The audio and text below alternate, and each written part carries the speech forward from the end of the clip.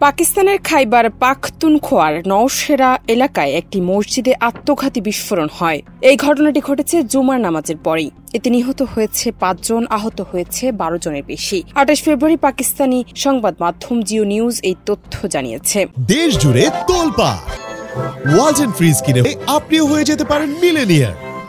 প্রতিবেদনে বলা হয়, রমজানের আগে এটি ছিল শেষ জুমার নামাজ, তাই বেশি মানুষের উপস্থিতি ছিল। মসজিদটি একটি মাদ্রাসা প্রাঙ্গণে অবস্থিত। মাদ্রাসার শিক্ষার্থীদের আজই ছুটিতে যাওয়ার কথা ছিল।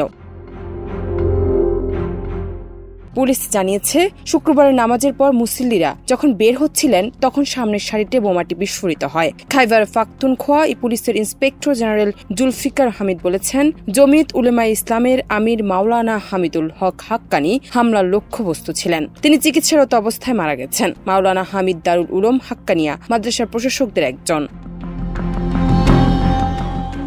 ডনের প্রতিবেদনে বলা হয়েছে, উদ্ধারকারী কর্মীরা এরই মধ্যে ঘটনাস্থলে পৌঁছেছে। তাছাড়া পুলিশ এই ঘটনার তদন্ত শুরু করেছে। ডনের কেপি ব্যুরো প্রধান আলী আকবর জানিয়েছেন, নওশেরায় জরুরি অবস্থা ঘোষণা করা হয়েছে।